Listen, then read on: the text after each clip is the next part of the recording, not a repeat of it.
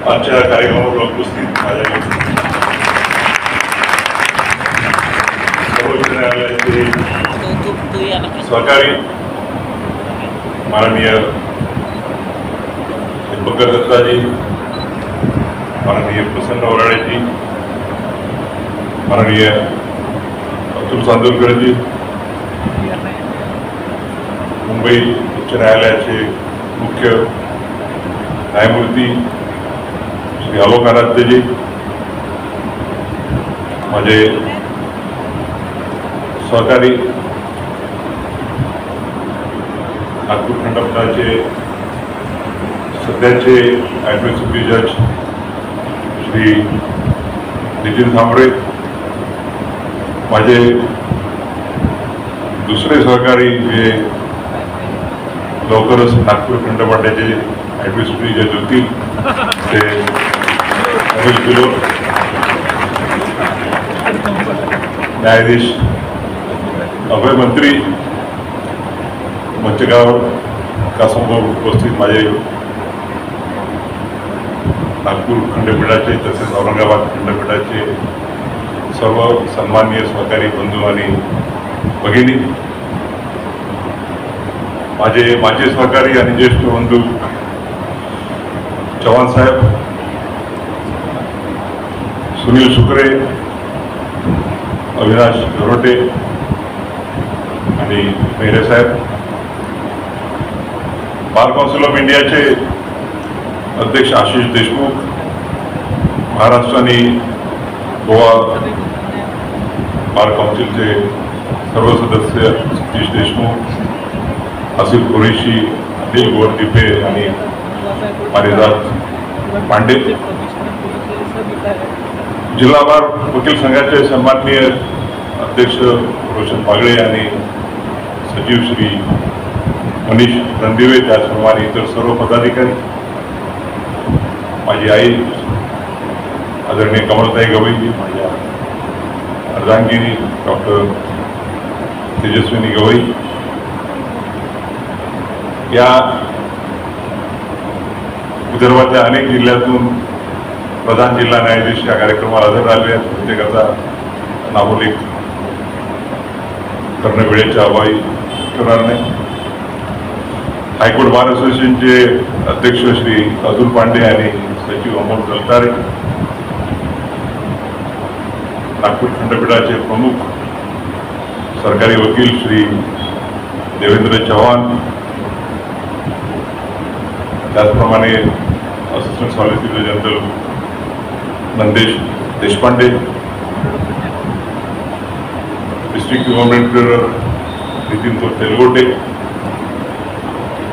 या कार्यक्रमाला उपस्थित माजी मंत्री सन्माननीय अनिलजी देशमुख, माननीय अनिस अहमदजी, ते सुलेखाताई कशी दिसल्या आता दिसत नाही,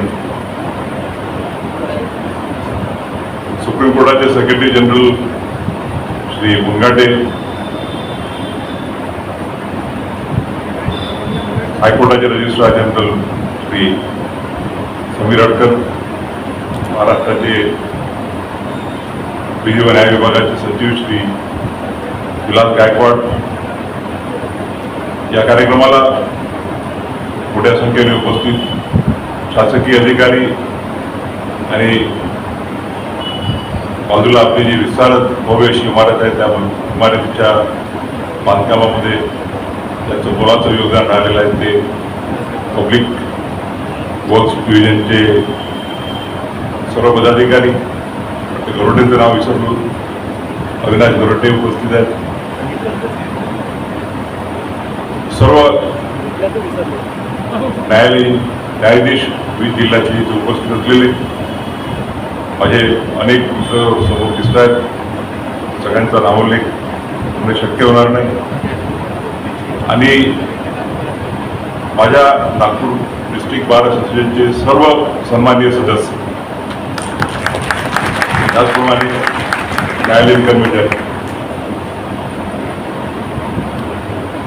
आज माझ्यासाठी खरं म्हणजे आजचा सत्कार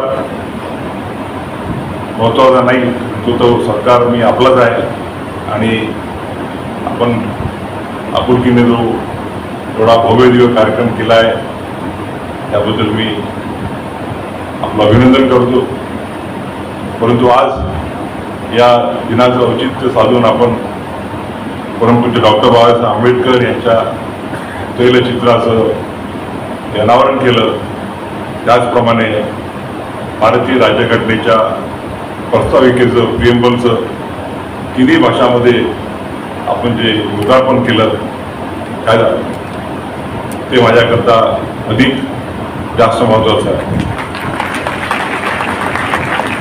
आपण सर्व जे कार्य करतो ते आपली भारतीय राज्यघटना डॉक्टर बाबासाहेब आंबेडकर त्याचप्रमाणे घटना समितीचे इतर सदस्य आणि कॉन्स्टिट्यूंट असेंब्लीचे सर्व सदस्य यांच्या मेहनतीतून जो दस्तावेज तयार झाला आणि आपल्या देशाला देशाचं भवितव्य उज्ज्वल राहावं याकरता या घटना समितीने जवळपास 2.5 वर्ष सांगोपांग चर्चा करून एक अभूतपूर्व अशी घटना आपल्या देशाला दिली. त्या देशाचं प्रास्ताविक त्या घटनेचं त्या प्रास्ताविकेत आपल्या घटनेचा पूर्ण मूलमंत्र उतरलेला आहे. त्या प्रास्ताविकेचं 3 भाषांमध्ये आपण आज उद्घाटन करून आपल्या सर्वांना अर्पण करत आहोत. ही अतिशय आनंदाची बाब. खरं म्हणजे आपली घटना ही एक अभूतपूर्व अशी घटना आहे. राज्यघटना आपल्या देशाच्या नागरिकांनी देशाकरता बनवलेली आणि आपण आपल्या स्वतःला दिलेली ही राज्यघटना आहे हे आपल्या प्रस्ताविकेतून स्पष्ट होते. आपली राज्यघटना 4 तंत्रांवरती जे मूल्य खंब आहेत त्या खंबांवरती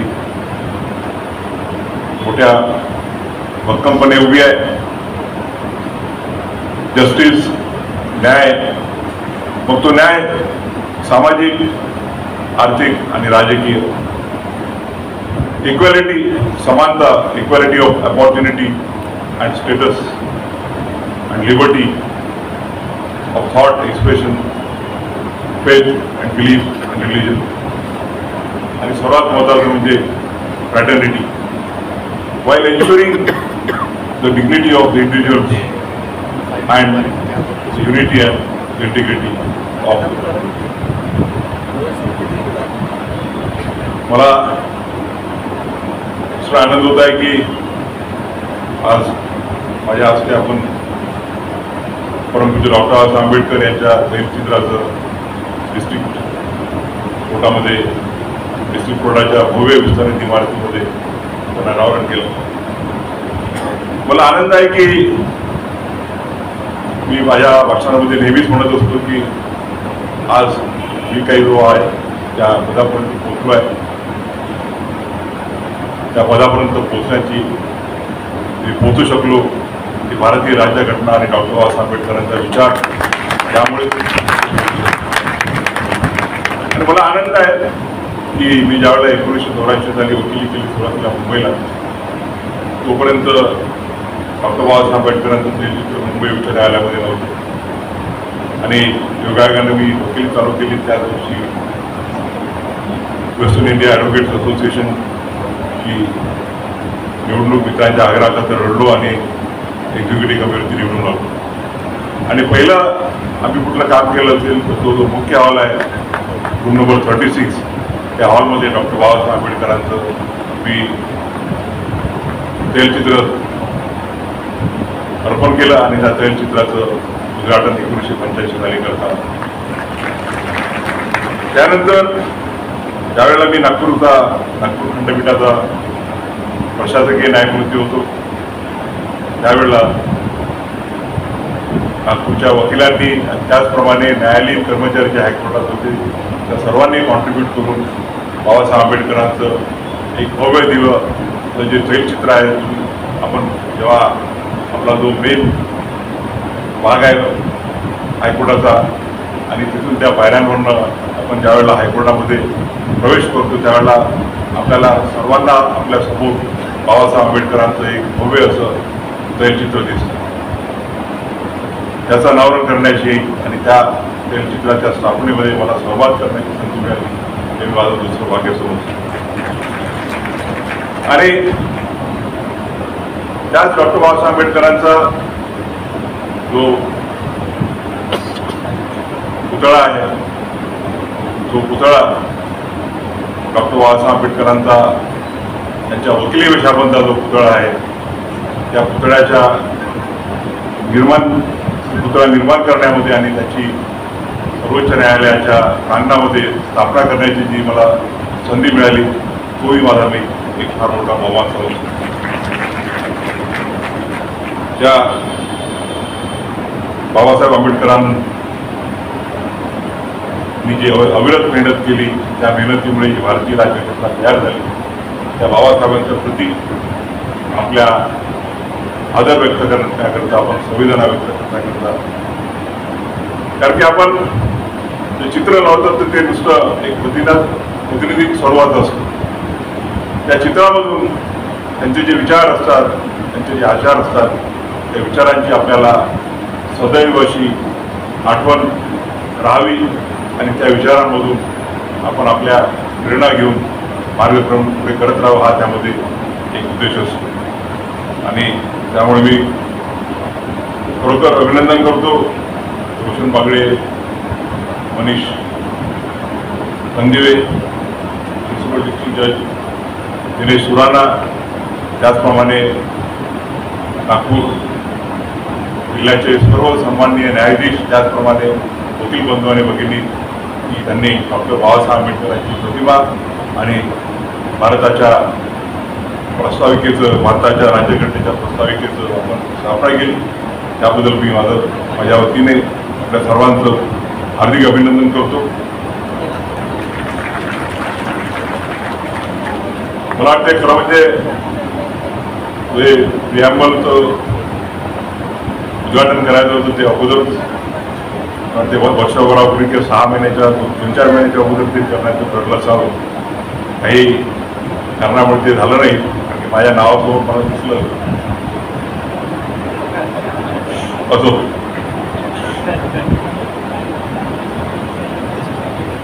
नागपूर डिस्ट्रिक्ट कोर्टला फार मोठी अशी परंपरा लाभलेली आहे.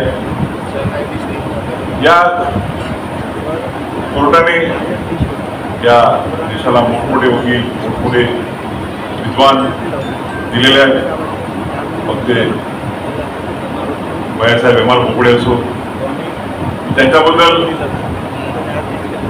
जस्टिस हिदायतुल्ला यांनी माय ओन मॉसलमध्ये म्हटलं आहे, त्यांनी पूर्ण चॅप्टर भैयासाहेब बोबडेवरती त्यांनी अर्पण केला आहे.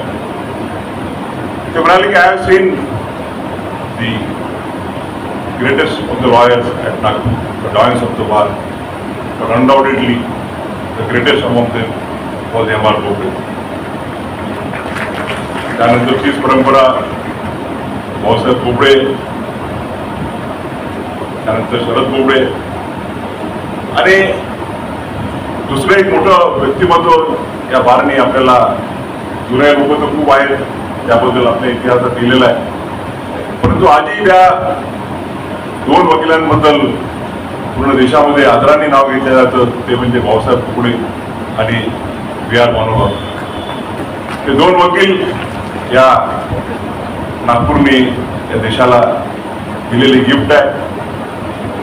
दोघांमध्ये जर कम्पेअर केलं तर आपण पाहतो की बराच डिफरन्स येईल. परंतु एक मात्र कॉमन सूत्र म्हणजे की दोघंही अतिशय विद्वान, असे कायदे पंडित आहेत. भाऊसाहेब गेले, मनोहर साहेब आहेत आणि त्यांच्या विचारांनी, त्यांच्या कार्याने त्यांच्याकडे बघून असे अनेक सिनियर काउन्सिल आहेत, मोठमोठे वकील आहेत की त्यांच्या कार्याकडे बघून आपण प्रेरणा घेत गेलो, आम्ही प्रेरणा घेत गेलो आणि आमच्या वकिलीमध्ये यशस्वी झालो. त्यानंतर ज्युडिशरीमध्ये काम करता आलं. नागपूर डिस्ट्रिक्ट कोर्टाच्या बऱ्याचशा आठवणी आहेत. मी जरी प्रामुख्याने हायकोर्टात वकिली करत असलो तरी सुरुवातीपासून डिस्ट्रिक्ट बार असोसिएशनचा मेंबर होतो आणि काही केसेस करता मी इथे यायचो. पण ते बहुतांश केसेसमध्ये माझ्यासोबत नितीन थांबरे होते आणि जरी रेग्युलरली डिस्ट्रिक्ट बार असोसिएशनमध्ये प्रॅक्टिस करत नव्हतो तरी इलेक्शनच्या वेळेला मात्र आम्ही पूर्ण वेळ ऍक्टिव्ह राहायचो. विशाजी बसलेले आहेत. विशाजींना एकदा आम्ही पाठिंबा देऊन DBAचं अध्यक्ष बनवलं, पण त्यावेळेला ते हायकोर्टात उभे राहिले त्यावेळेला त्याच विशाजींना विरोध करून पाडलंय. हे सगळं नागपुरी खरं म्हणजे त्या पडताना आपण जर विचार करायला गेलो तर खऱ्या अर्थानं एक सेक्युलर असा बार आपला आहे. आपल्या बारने कधी मनात संकोच ठेवला नाही की हा या जातीचा त्या जातीचा, आणि म्हणून या DBAचे अध्यक्ष अल्पसंख्याक मुस्लिम समाज असो किंवा अजून समाजाचे असो ते होऊ शकले आणि भूषण पागडेंच्या रूपाने या DBAला पहिल्यांदा एक मागासवर्गीय अध्यक्ष लाभला. आणि असं नाही की मागासवर्गीय वकिलांची संख्या जास्त आहे, त्यांना त्या वकिलांच्या भरोशावरती पुन्हा आले असते, परंतु सर्वांच्या पाठिंबानं सर्वांच्या प्रेमामुळे ते या पदावरती आरूढ झाले. आपण बघतो की अनेक या कुठल्या समजा समाजाचे 200, 400, 500 वकील असतील, काही समाजाचे वकील या बारचे अध्यक्ष झालेले आहेत, सेक्रेटरी झालेले आहेत आणि जातीपातीच्या पुढचा विचार करणारी ही आपला DBA असो की आपला हायकोर्ट बार असोसिएशन असं मोठ्या गर्वाने आपल्याला नाव घेता येईल. मग ते शेगावच्या BIL मध्ये मुस्लिम समाजाचे फिरदौस मिर्झा असो किंवा समजा कुठला मुस्लिम समाजाचा प्रश्न असला तर त्याकरता दुसऱ्या हिंदू समाजाच्या वकिलांनी आपण काम केलं बघितलेलं आहे. आणि म्हणून मला अतिशय अभिमान आहे की मी या बारचा सदस्य आहे आणि माझी सर्वोच्च न्यायालयाचा मुख्य न्यायाधीश झाल्यानंतर आपण ते प्रेमाने हा कार्यक्रम करत आहात, तो माझ्यासाठी अतिशय आनंदाचा असा क्षण आहे. मी वाटते हा आता माझा 5वा सत्कार. पहिल्यांदा बार काउन्सिल ऑफ इंडिया, नंतर बार काउन्सिल ऑफ महाराष्ट्र आणि गोवा, अमरावती आणि औरंगाबाद आणि आता नागपूर आणि उद्याचा वाटतं बहुतेक शेवटचा असेल हायकोर्ट बार असोसिएशन. कारण मी ठरवलेलं आहे की मी ज्या असोसिएशनचा मेंबर होतो आणि जिथं मी काम केलं आहे त्याशिवाय मी कुठलेही सत्कार स्वीकारणार नाही. आणि त्यामुळे एज्युकेशनचा फायदा घेऊन मी आपल्याला भेटायला आपल्या प्रेमाचा वर्षाव स्वीकार करायला आलेला. खरं म्हणजे आमचे बंधू सर्वोच्च न्यायालयातले दीपंकर दत्ता साहेब यांनी हा एवढा साधा रिसर्च केला हे समजत नाही मला.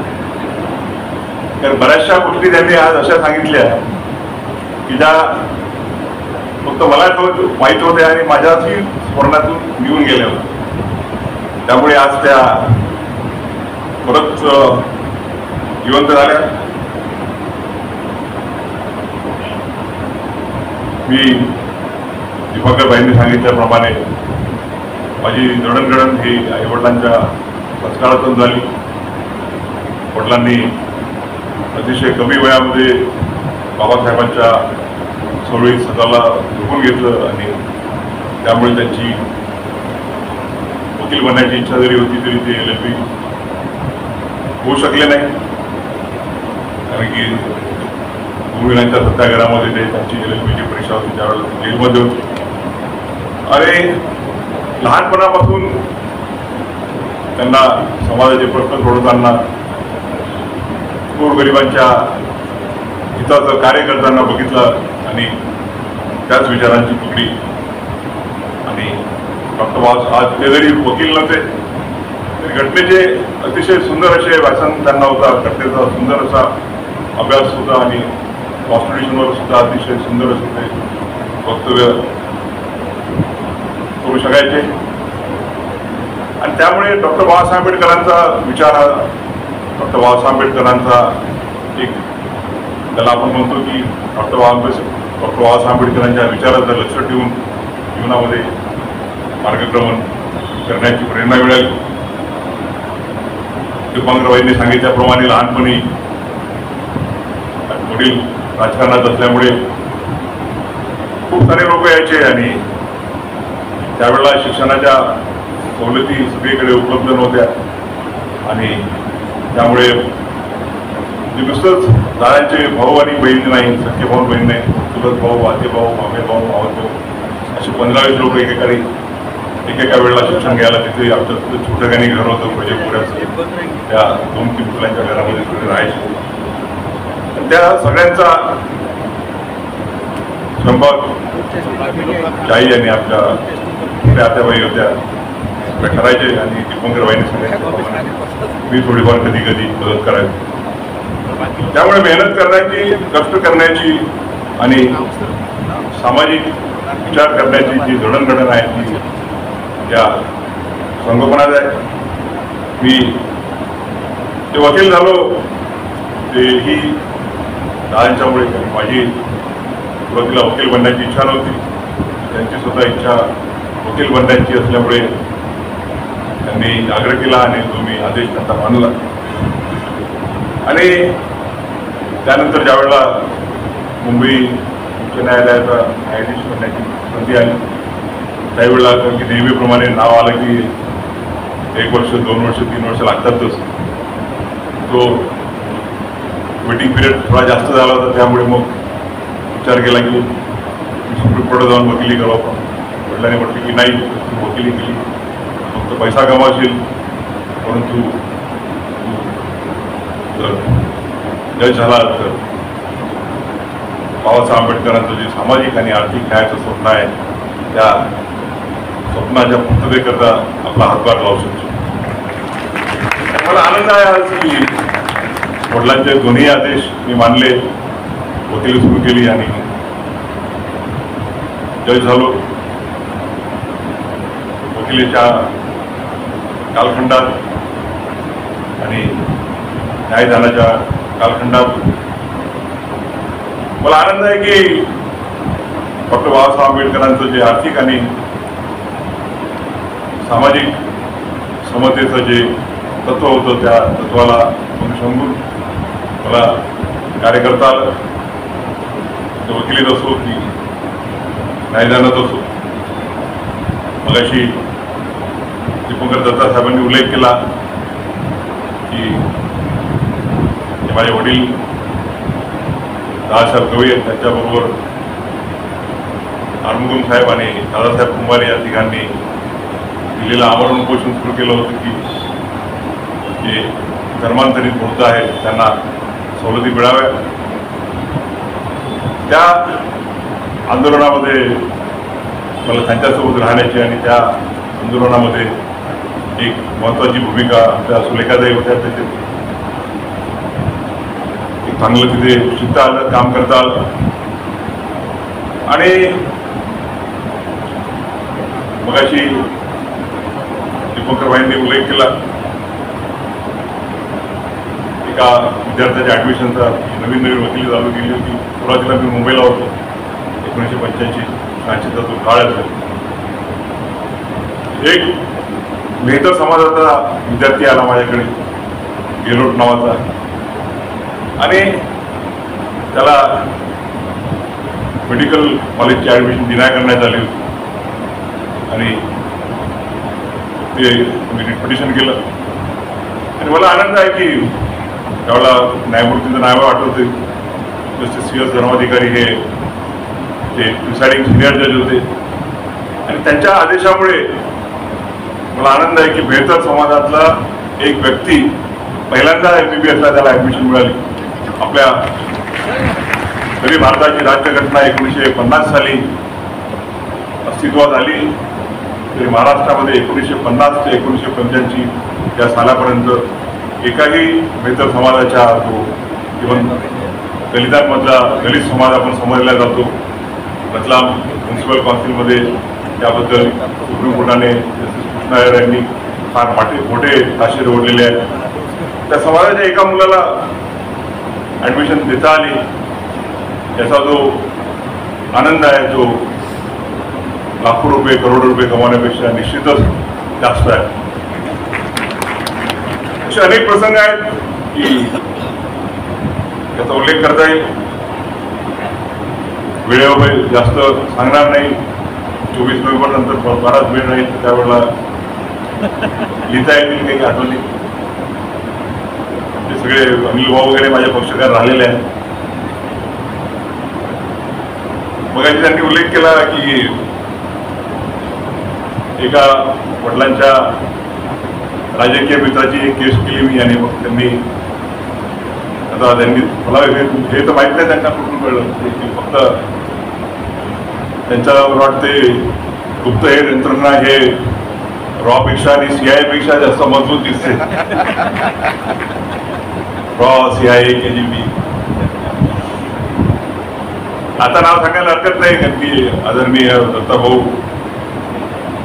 तर मेडिकल कॉलेजची केस होती त्यावेळेला आणि ते त्यावेळेला महाराष्ट्र शासनाचे मंत्री होते आणि ते म्हणाले की मला वाटतं बहुतेक पोल्युशन गव्हर्नमेंटच होतं. तर ते म्हणाले की नाही माझ्या संस्थेवरती अन्याय होतो आहे नगरी शिक्षण संस्था आणि आपल्याला कोर्टात जावंच लागेल मेडिकल कॉलेजसाठी. आणि मला वाटते that will be one of the rarest incidences की राज्याचा मंत्री राज्य शासनाच्या विरुद्ध पिटिशन दाखल करतो. कारण की त्यांनी स्वतः नगरयोग शिक्षण संस्था थ्रू प्रेसिडेंट श्री दत्ताबाई असं पिटिशन दाखल केलं होतं.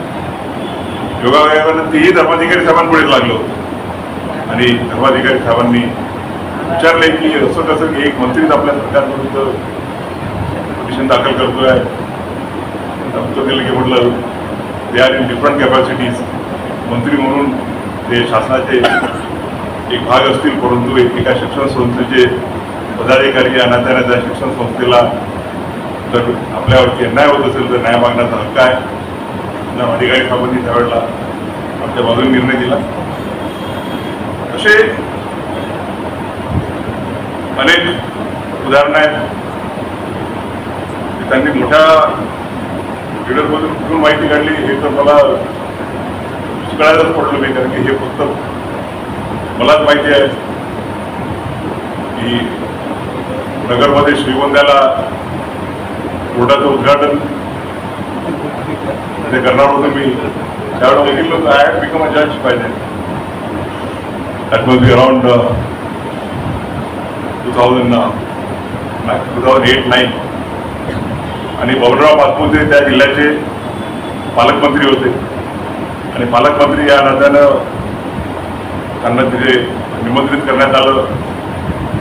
त्याच वेळेला त्यांना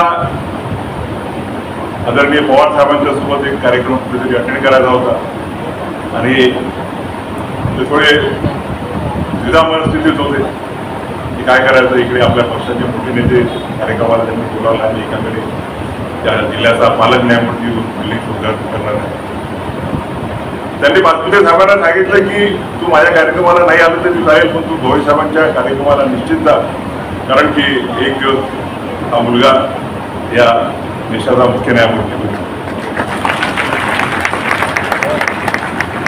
त्यामुळे माझे वडील नेहमीच म्हणायचे की एक दिवस माझा मुलगा या देशाचा सरन्यायाधीश होईल.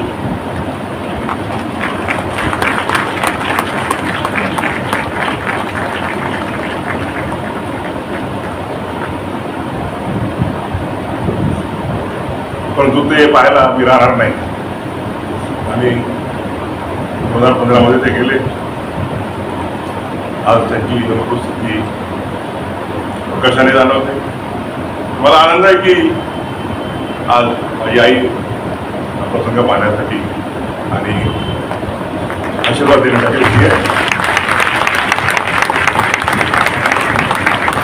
नागपूर डिस्ट्रिक्ट कोर्टाच्या अनेक अशा आठवणी आहेत.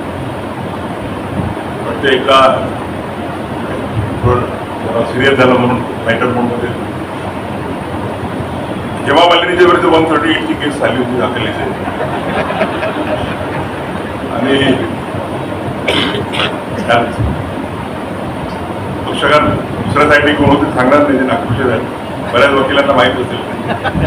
आणि हेमा मालिनी त्यांनी त्यांचं वकीलपत्र मला बोबडे साहेबांनी आणि आम्ही डिस्ट्रिक्ट कोर्टाची दगडी बिल्डिंग होती. हेमा मालिनी त्यांना कोर्टाने मुद्देदार आश दिले होते आणि हेमा मालिनीला पाहण्यासाठी एवढी सारी प्रचंड गर्दी झाली होती दगडी बिल्डिंगच्या एका कोर्ट हॉलमध्ये.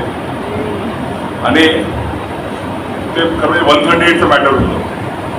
आणि त्यावेळेला आमचे मित्र होते सरकारी वकील, कृष्णाजींचे मित्र आणि आमचे मित्र, आमच्या अमरावतीचे जुगल किशोर गिल्ला उपस्थित आहेत की नाही माहीत नाही. ते सरकारी वकील होते गव्हर्नमेंट मित्र हायकोर्टामध्ये. म्हणजे या केसमध्ये सरकारचा काहीही संबंध नसताना ते ॲक्टिव्ह झाले. आणि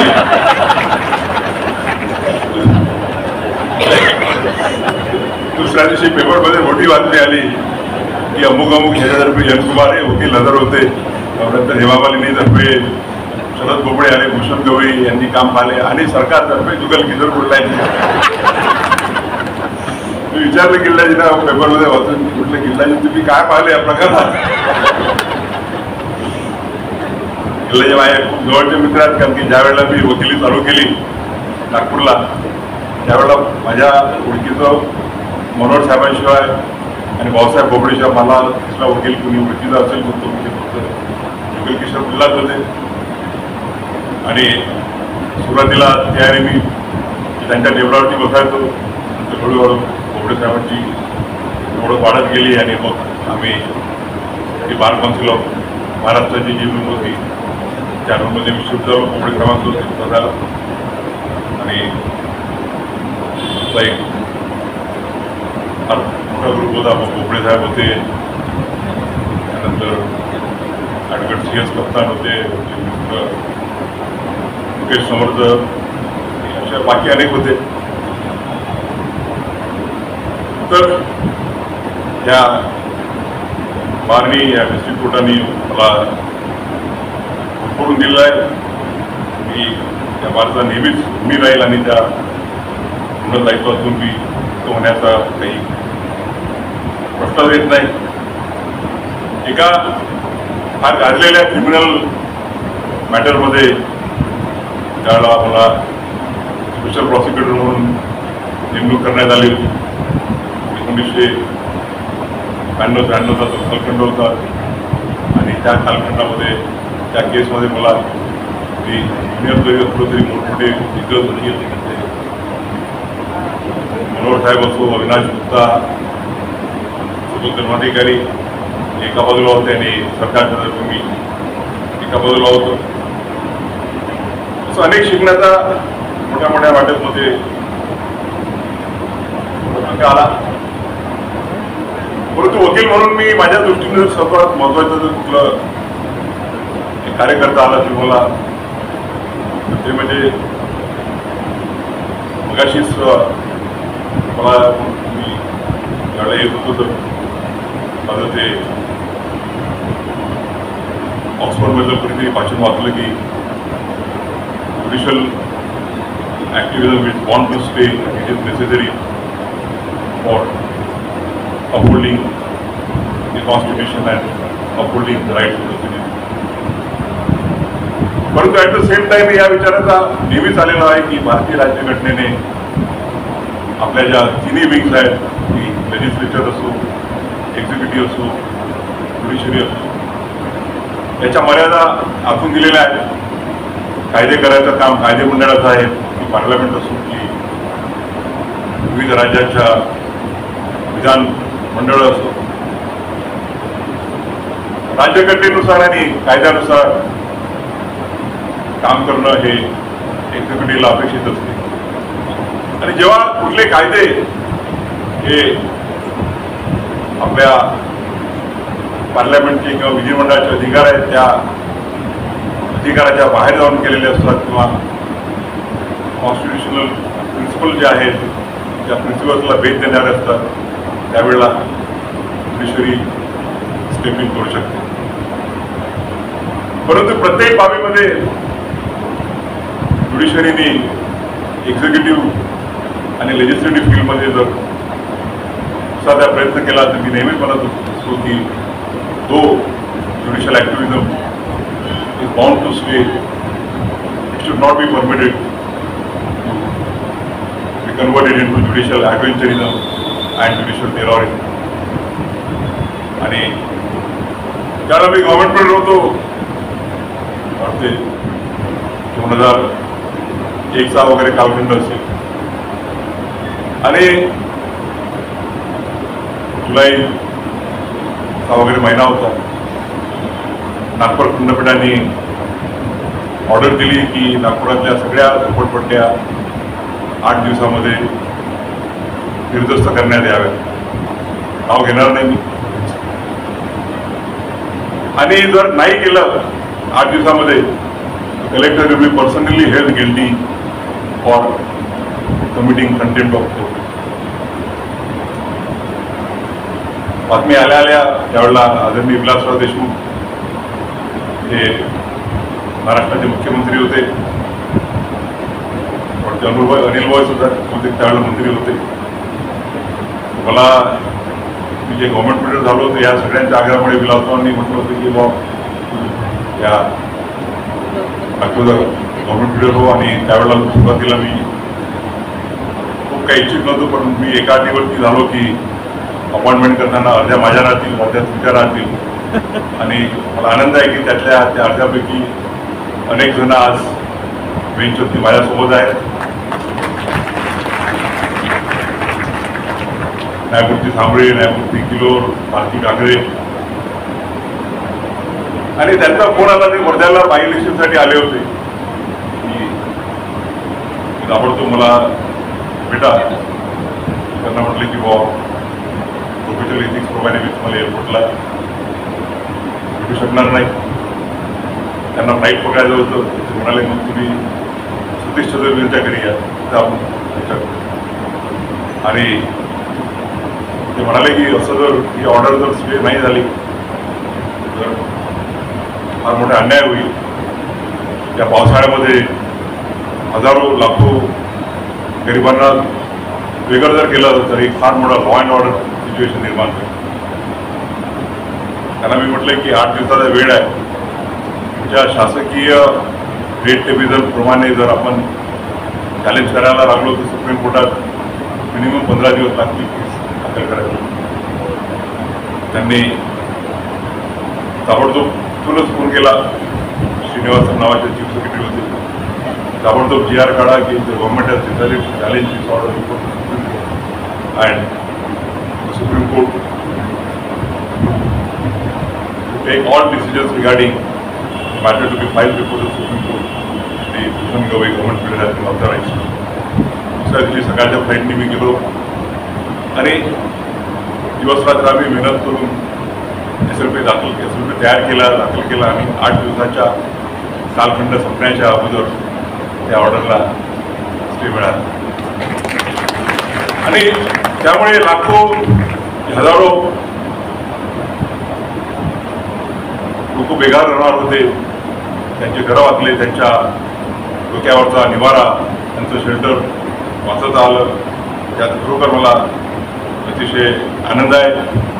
हळूहळू मग सुप्रीम कोर्टामध्ये ते मॅटर झालं असताना सुप्रीम कोर्टाने स्कीम दाखल करायचे आदेश दिले आणि त्या स्कीमचा रेग्युलरायझेशन त्यांच्या झोपड्या कशा रेग्युलराईज करता येतील.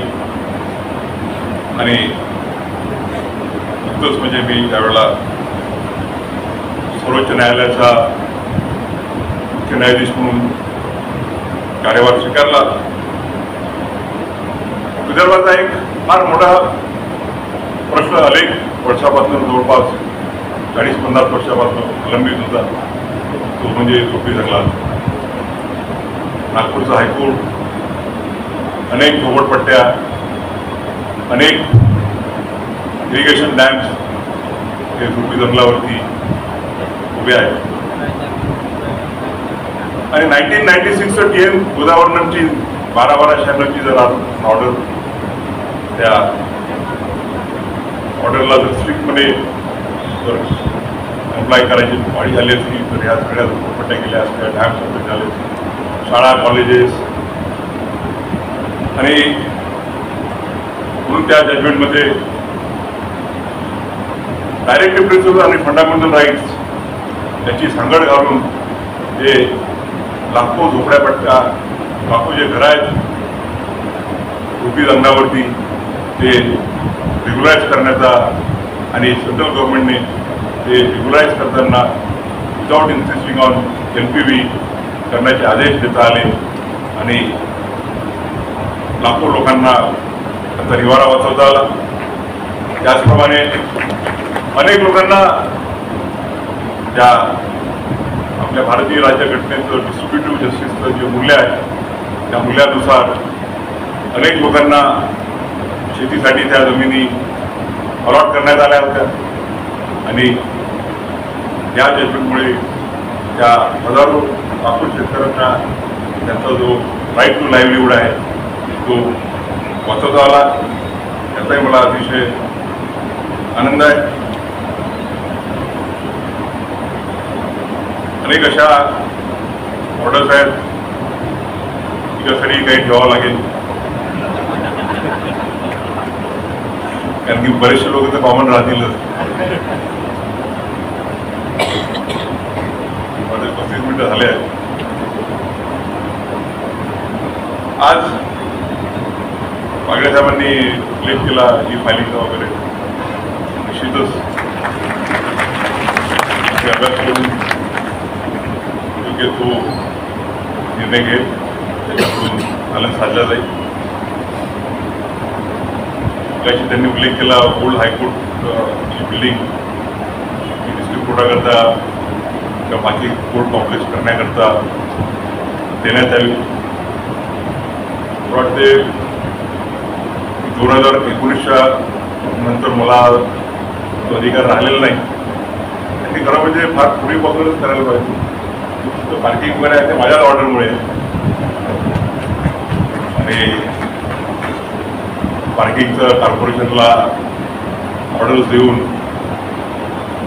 जमिनीवर भराट टाकून ते पार्किंग करता कसं योग्य करता येईल मला वाटतं फिरतोच बहुतेक PIL पोचले ते. मी डायरेक्ट बोलणार नाही पण मला वाटते पब्लिक इंटरेस्ट लिटिगेशनचा जो उपयोग नागपूर खंडपीठाने केलेला आहे ते मला वाटते रोशन बागेने जरा विसर पडेल दिसते. आपल्या हायकोर्टाची डिस्ट्रिक्ट कोर्टाची जी बिल्डिंग असेल त्याकरता येईल. पण पहिल्यांदा असं झालं की कोर्टाची बिल्डिंग असताना जजेसची आणि वकिलांची संयुक्त अशी कमिटी नेमण्यात आली. आपले उदय डबले, नितीन तेलकोटे, माधीदास पांडे वगैरे हे त्या कमिटीवरती सहभागी होते आणि बिल्डिंगचं प्लॅन करतानाच त्यामध्ये कसं नियोजन असावं की वकिलांसोबत, जजेससोबत वकील आणि पक्षकार याला सुद्धा सुविधा उपलब्ध झाल्या पाहिजेत अशा करण्यात आल्या. मी मगाशी चांदोरकर साहेबांनी सांगितल्याप्रमाणे भूमिपूजनही माझ्या हस्ते झालं. त्यानंतर उद्घाटन करण्याची संधी मला मिळाली आणि दोन्ही कार्यक्रमाला पहिल्यांदा ज्यावेळेला मी भूमिपूजन केलं त्यावेळेला गार्डियन जज अतुल चांदोरकर होते आणि ज्युनियर गार्डियन जज होते आणि त्यावेळेला माझ्या हस्ते उद्घाटन झालं त्यावेळेला ते सिनियर गार्डियन. त्यावेळेला दोन्ही कार्यक्रमाला ते आम्ही सोबत होतो. तिसरा कॉमन फॅक्टर म्हणजे देवेंद्रजी फडणवीस पहिल्या कार्यक्रमाला ते मुख्यमंत्री म्हणून उपस्थित होते, दुसऱ्या कार्यक्रमाला उपमुख्यमंत्री म्हणून उपस्थित होते आणि आता उद्या परवा जे कार्यक्रम करणार आहोत नागपूर लॉ युनिव्हर्सिटीचाही उल्लेख करावा लागेल. 2017 पासून चव्हाण साहेबांनी आणि आम्ही प्रचंड अशी मेहनत घेऊन नागपूर लॉ युनिव्हर्सिटी कशी चांगल्या रीतीनं उभी करता येईल त्या दृष्टीनं प्रयत्न केले. सुप्रीम कोर्टात गेल्यावर सुद्धा मी त्याचा पाठ राहिलो. त्यानंतर मग नजीकच्या कालखंडाची जबाबदारी सामरे साहेबांवरती आणि किशोर साहेबांनी टाकली. असे अनेक प्रश्न आहे की जे PILच्या माध्यमातून सोडवले गेले. मला आठवतं एकदा मी मुंबईला विजिटिंग म्हणून गेलो होतो आणि देवधर हे नागपूरला आले होते. त्यांनी पाहिलं की या हायकोर्ट बार असोसिएशनच्या त्यामध्ये काय काय राहिलेलं आहे. ते म्हणाले की काही nothing survive in this matter, will dispose it of. Sudhir पुराणिकांचा फोन आला, भूषण असा है कि तो कल डिसमिस करने वाले वाले हो जाएगा. मी देवधर साहब फोन केला रात्री, देवधर साहब ऐसा कैसा कर रहे हैं आप? वो PIL है पेंडिंग, इसको तो हमारे काफी प्रॉब्लम्स हम इसको it is one of such PILs like PN Godavarman की which should never come to an end. आणि अनेक असे तांबे साहेब गव्हर्नमेंट लीडर होते, नंतर भारती नागरे गव्हर्नमेंट लीडर होते, परंतु भारती नागरे पोहोचू शकला नाही. आणि त्यावेळेला मी PIL बेच शेट करत होतो, त्यावेळेला त्यांना बऱ्याच वेळेला त्यावेळेला सरकारचे तर्फे ते प्रतिनिधित्व करायचे, बऱ्याचदा प्रसाद मिळालेला आहे.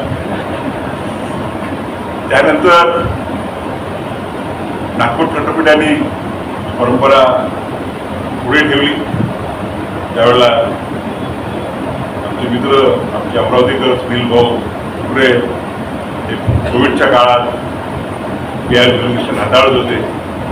त्यांनी अतिशय सुरुवातीच्या काळामध्ये आपल्या नागपूरला पूर्ण देशामध्ये विमान वाटाव्या अशा ऑर्डर्स केल्या आणि PILचा चांगल्या रीतीनं या भागाच्या डेव्हलपमेंट करता उपयोग करून घेतला. त्यानंतर सामरे साहेबांनी आमच्या बऱ्याच वेळा आम्ही पेपरमध्ये वाचायचो, कारण की लोकमत आणि हितवाद हे अजूनही रेग्युलरली वाचतो दिल्लीला. ते संधी रोशन बागडेंनी बऱ्याच माझ्या काळात, सुप्रीमच्या काळात त्यांनी डिले केलं. तुम्ही काळजी करू नका, यानंतर ज्यांच्याकडे PIL ज्युरिडिक्शन राहणार आहे ते तर जनमंचचे प्रणेते आहेत.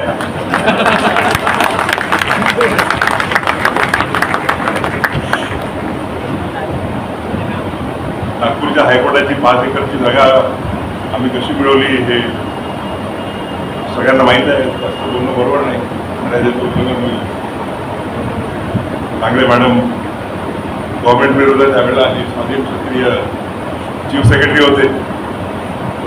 याच्यापुढे उल्लेख करणार नाही. देवेंद्र जे आहेत आमचे ते पॉझिटिव्ह राहतात, त्यामुळे एवढ्या हिट्सवरती आपण पुढे जाल आणि आपले प्रश्न निश्चितच पूर्ण होतील. माझं मी बघा उल्लेख केल्याप्रमाणे नागपूरशी ठीक आहे, पण तसाही माझा जिव्हाळ्याचा संबंध राहिलेला आहे. लहानपणापासून वडिलांसोबत दीक्षाभूमीला जो परिवर्तनाचा सोहळा होतो, दरवर्षी लहानसोबत आईसोबत आम्ही दरराज्य.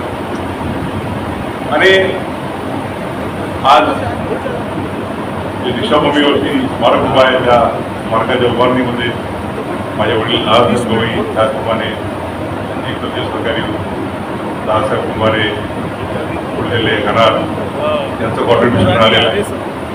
आणि त्यामुळे या देशातल्या आंबेडकरी चळवळीचे संबंधित जे लोक आहेत, बाबासाहेब आंबेडकरांना जे मानणारे आहेत, त्यांच्यासाठी दीक्षाभूमी ही एक पावनभूमी आहे. आणि त्याला आता महाराष्ट्र शासनाने एक तीर्थस्वरूपाचं स्वरूप दिलेलं आहे. या प्रसंगी मी एवढंच थांबायचं होतं. मगाशी उल्लेख केला आमच्या प्रसन्न मराठीत बोलल्याचं बाकीचं थोडं त्यावेळी सांगितल्याप्रमाणे थोडं कठीणच होतं. कारण की कालच तो आम्ही औरंगाबादला त्यांच्या आग्रहानुसार विचित्र मराठी साहित्य संमेलनाच्या लोगोचं उद्घाटन केलं. वराडे साहेब माझ्या बऱ्याच दिवसावर मागे लागले होते की तिथे साहित्याचं उद्घाटन करावं. या म्हटलं माझा साहित्याचा काही संबंध नाही. तर अर्थानं जर साहित्य संमेलनाचं वकिलांच्या उद्घाटन करण्यासाठी जर कोणी योग्य व्यक्ती असेल ते म्हणजे वराडे साहेबांच्या कोणी राहू शकत नाही. कारण की तुकारामाचे, ज्ञानेश्वराचे अभंग संत साहित्य, संत वाङ्मय, मोठ्या लेखकांचे पुस्तकं ह्या होतात. त्यांचा जो सांगोपांग अभ्यास आहे आणि तो त्यांच्या आग्रहाखातर मी काल उद्घाटन केलं आणि संमेलनाला ते राहतीलच पूर्ण वेळ, कारण की ते अजूनही मराठी साहित्य संमेलन वगैरे अटेंड करतात. आज या प्रसंगी आपल्याला सर्वांना माहिती आहे की वकिलीमध्ये आणि त्यावेळेला आपण न्याय जाण्याचं काम करतो ते सुटीचं वाहन असतं, त्याला म्हणतो आपण की त्याला रामधनुष्य पेलण्यासारखं. आणि त्या याच्यामध्ये साहजिकच कुटुंबाची थोडी दुर्लक्ष होतं आणि मी निश्चित उल्लेख करू इच्छेल माझे धर्मपत्नी डॉक्टर तेजस्विनी गवई आणि माझे मुलं करिश्मा आणि ज्योतिरादित्य. आपण या व्यवसायात बिझी असल्यामुळे मुलांकडे जास्त लक्ष देता येत नाही. 24 नोव्हेंबरनंतर भरपूर वेळ राहणार आहे आणि या प्रसंगी मी सर्वांचं या 40 वर्षाच्या वाटचालीमध्ये ज्यांचं डायरेक्टली किंवा इनडायरेक्टली सहकार्य लाभलेलं आहे त्या सर्वांचा उल्लेख करणं कर्तव्य समजतो. वकिलीमध्ये ज्या ज्येष्ठांकडून शिकता आलं किंवा त्या आपल्या ज्युनियर लॉयर्सकडून जे त्यांच्यासोबत त्यांच्या मेहनतीवरती आपल्याला आर्ग्युमेंट करायला मिळालं, कारण की त्या सर्वांचा त्याचप्रमाणे ज्यांच्यासोबत मी बेंचवरती काम केलं ते सर्वजण म्हणतात. चांदूरकर साहेबही माझ्यासोबत 2 किंवा 3 रोस्टर असतील, प्रसन्न वराळे 2 रोस्टर होते, सांबळे साहेब फार कमी काळाकरता होते. मुंबईला अनेक जणांसोबत बसलो मी, काल उल्लेख केला मी पहिला माझा डिव्हिजन बेंच म्हणजे